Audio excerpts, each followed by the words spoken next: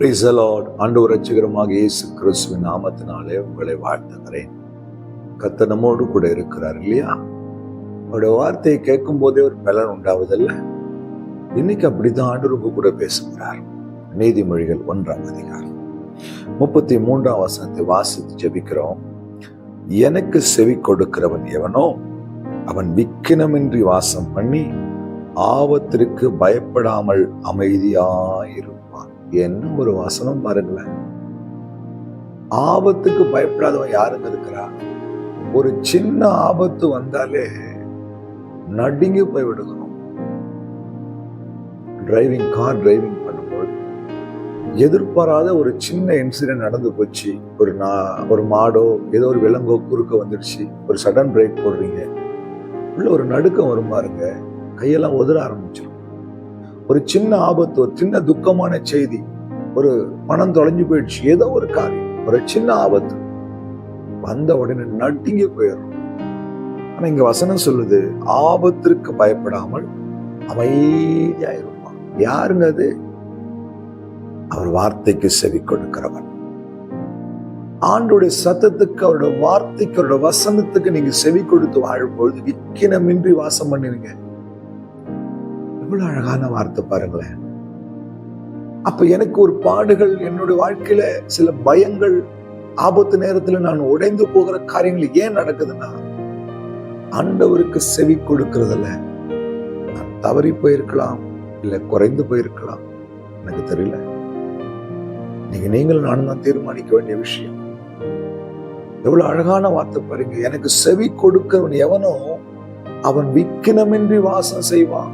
ஆபத்து வரும்பொழுது பயப்படாம அமைதியா இருப்பான். தாவீது எழுதுறார், இந்த ஏழை கூப்பிட்டான், கர்த்தர் கேட்டு அவனை எல்லா பயத்துக்கும் நீங்களாக்கி ரட்சித்தார். ஆண்டவருக்கு செவி கொடுக்கிற பிள்ளைகளுக்கு ஒரு பாதுகாப்பு உண்டு, ஒரு திட நம்பிக்கை உண்டு, ஒரு தைரியம் உண்டு. என்னது? கர்த்தர் என்னோடு கூட இருக்கிறார். தாவீது எழுதுற, மரண இருள் பள்ளத்தாக்கில் நடந்தான், பொல்லாப்புக்கு பயப்பட மாட்டேன், ஏன்னா தேவரீர் என்னோடு கூட இருக்கிறார். காரணம், தாவீது ஆண்டவரை கேட்காம எதுவும் செய்ய மாட்டார். சவுல் கர்த்தருடைய வார்த்தைக்கு கீழ்ப்படியாமல் போனான். பலியை பார்க்கிலும் செவி கொடுக்கிறதாங்க, கீழ்ப்படிக்கிறதாங்க உத்தமம்னு சாமுவேல் வரை பார்த்து, நீ என்ன வேணா பலி கொடு சவுலே, உங்கள்கிட்ட கீழ்ப்படிதல் இல்லையே, செவி கொடுக்கிறது இல்லையே, ஆண்டோட வார்த்தைக்கு நீ கீழ்ப்படியிலையே, வார்த்தைக்கு செவி கொடுக்க மறுத்துட்டியே. ஆகையாலத்தான் அவர் மேல வச்சு கிருபையை தள்ளிட்டாரு. ஒரு ஸ்தானத்துல வேற ஒருத்தனை கொண்டு வந்துட்டார். கொண்டு வந்த மனிதன் எப்படிப்பட்டவர் தெரியுமா? கர்த்தருடைய வார்த்தைக்கு அப்படியே கீழ்ப்படிந்து நடக்கக்கூடியவர், தேவ சத்தத்திற்கு அப்படியே செவி கொடுக்கக்கூடியவர். ஆகையால் தான் எத்தனையோ ஆபத்துகள் தாவீதுக்கு எதிராக வந்து கொண்டே இருந்துச்சு. ஆனா பயப்படல. சேனைகளின் கர்த்தர் என்னோடு இருக்கிறார். அவ்வளவு தைரியமா சொன்னார், ஆத்துமாவே நீ ஏன் கலங்குகிறாய், ஏன் திகைகிறாய்? கர்த்தருக்கு காத்திரு, ரட்சிப்பு அவரால வரும். வார்த்தை கேட்க அன்பு சகோதரனே, செவி கொடுங்க.